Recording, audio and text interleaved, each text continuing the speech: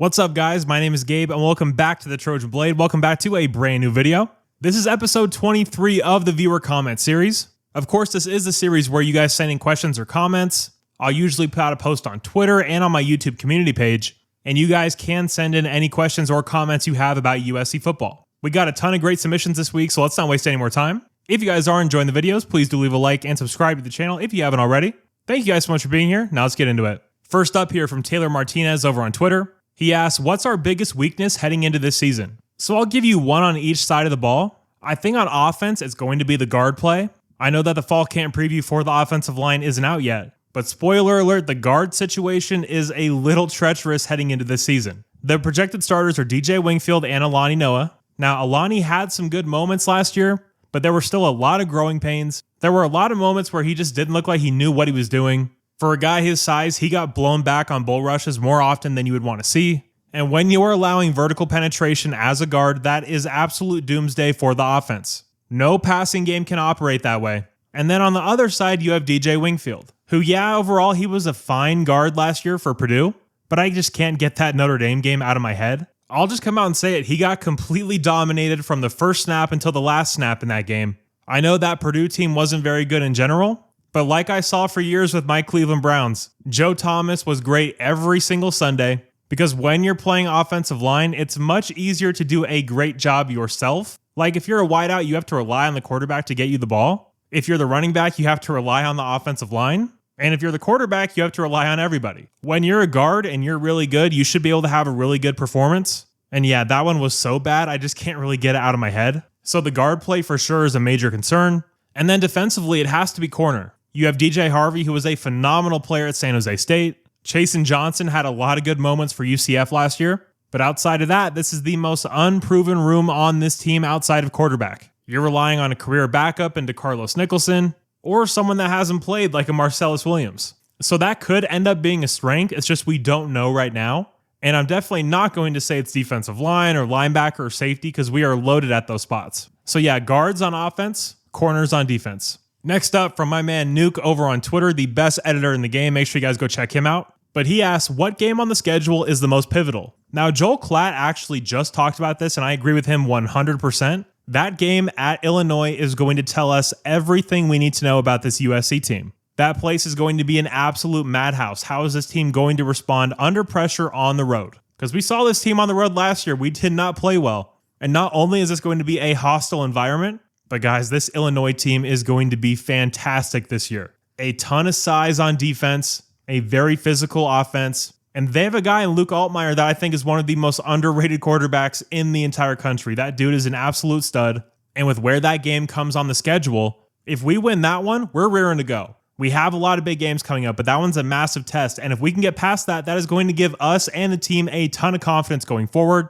But if you lose that game, and if there's one thing we know about USC is that that game is the quintessential USC is going to lose this one. It's clear as day. We always lose games like that, whether it's Oregon State or Utah. This has loss written all over it. So if we can get past the Illini, if we can play that physical style ball we're going to be forced to play, I think that's going to say a lot about what we're going to be able to accomplish, especially with all those big games coming up right after it. So Illinois for sure. Next up from Blackie Chan Gaming over on Twitter, make sure you guys go check out his podcast at Light the Torch. They are linked in the description. But he asked, do you think Lincoln Riley will have permanent team captains this year? Now, I've been very big on this in the past and have actually gotten some pushback from USC fans. I remember back in 2021 when Keaton Slovis was not named a captain. I wasn't doing YouTube yet, but I was on Twitter. And I had said that your starting quarterback not being named a captain is a big deal. And obviously that season went off the rails. Keaton obviously wasn't in a very good spot with that shoulder. But yeah, captains and captaincy are a massive, massive deal. Doing the game-by-game, week-by-week things is stupid. Lincoln Riley overthought that. When you're in the fourth quarter, when you're in the trenches, when the calls aren't going your way, you need to know who to look at on the sideline. You need to see that C on the jersey. The same guys need to go out for the coin toss. There needs to be a clear leadership group. Let the players vote on the captains, put the C on the jersey so it's visible. There's a reason they do that. It is 100% a mentality and psychological thing. It matters who you send out to do the coin toss. In war, generals meet with other generals. It doesn't change week by week. Last year, it was Jamil Muhammad and Bryson Shaw one week, and Braylon Shelby and Eric Gentry the next. That's not how it's supposed to work. Let the players vote on the captains and leave it at that. Phenomenal question, by the way. Next up from Ian Yasher over on YouTube. He asks, who will lead in receptions, Lemon or Lane? For me, this one's easy. Mekhi Lemon. He's the production guy, the bulk guy. They got him going at the end of the year. Jacoby's catches seem to come in bunches, whereas when Lemon was actually being used properly and they started to cut down on the targets for Zachariah Branch, he was very consistent week in, week out with his catch totals. So yeah, I have Mekhi Lemon leading the team in receptions and yards and Jacoby leading in touchdowns. Sticking on YouTube, next up we have Blake Andrews, who asked what other improvements / changes to the program are needed to win a national title? And 2, which improvement, excluding the Lincoln Riley hire since the Clay Helton era, has made the biggest impact? Was it Jen Cohen, NIL, new facility, Chad Bowden firing a Grinch? So for the first one, what other changes or improvements are needed to win a title? Extremely simple, better players. This team this year is not built to win a national title. Not talented enough, quarterback's not good enough. This is a building year. We quite simply just have to have better players. Very, very simple. Number 2 is also very simple, Chad Bowden. We had Jen Cohen. We had the new facilities being built. We did fire Grinch. Recruiting was going off the rails until Chad Bowden arrived. There was no direction. We were not even talking to Mark Bowman. The local pipeline was completely abandoned by Lincoln Riley and this USC staff for some reason. I do not know why. That is the question I have gotten the most. Why did we abandon the local Southern California recruiting? For the life of me, I don't even have a hypothetical answer for that. It made no sense. Chad Bowden has since come in and completely reopened those pipelines.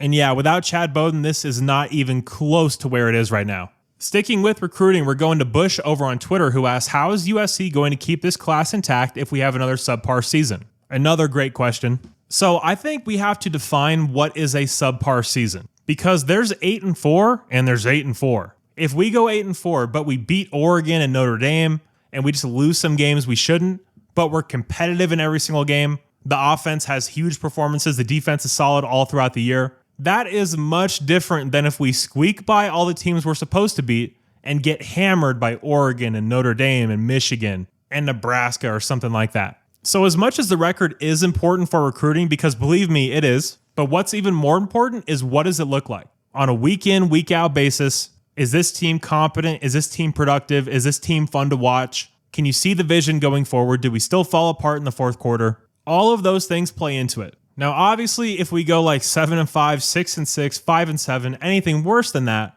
recruiting is going to take a big hit. How could it not? Having said that, the way our NIL is operating, the deals these kids are agreeing to, I think a lot of them are going to stay regardless of what happens this year. We're in a much better spot. We're putting together phenomenal offers for these kids. Quite simply, I think as long as we don't completely shit the bed, we are going to be okay on the recruiting front. Are we going to lose some recruits no matter what happens? Of course we are. But guys, we're going to flip a few of our own too. Next up, staying on Twitter, we have one of the GOATs of USC Twitter, Rack. He asked, do you think the fourth quarter struggles will continue on into this year? This depends on a variety of factors. Do I have any reason to believe that we're magically going to be a more mentally tough team this year? No, we aren't able to watch practice. We didn't have a spring game. There's nothing to see. It's all just speculation. What we do know is that this team fell apart in the fourth quarter last year with Miller Moss, with Jaden Mayava. They each had their moment in a fourth quarter. Miller had the LSU game. Jaden had the A&M game. But overall, this team was just extremely mentally weak. And we talked about it earlier with the captains. That ties into this. When you have a head coach like Lincoln Riley, he's not a yeller, he's not a screamer,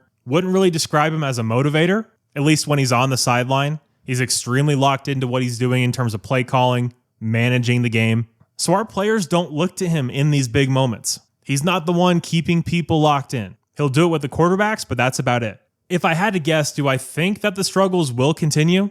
I'd say no, just because it was so bad in the fourth quarter last year. Hard to believe that that would repeat. But have we seen anything concrete to think differently? No. Next up, from one of my favorite people over on Twitter, it's Romero West Coast. Make sure you guys go and follow him.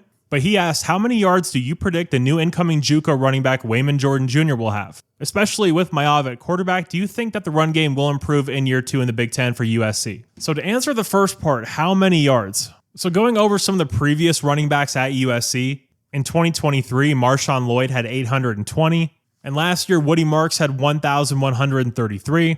So to tie in the first question with the second one, Yes, I do think that the run game is going to improve in terms of volume. And we had a pretty good run game last year, so if the volume was higher, you would have seen some more impressive numbers. But with Wayman Jordan, I do think he is going to be the solidified running back one. Obviously, you have Eli Sanders coming in on third down, letting Brian Jackson spell Wayman when he needs to. But I'm going to say he's going to have 1,400 yards. Really feel a massive year coming for Wayman and for the USC run game in general. And to finish off here, we have the undisputed reigning defending GOAT of USC Twitter, Rusty. And he asks, are we back? I'm thinking we're back. Rusty, don't ask questions you already know the answer to. Of course we're back.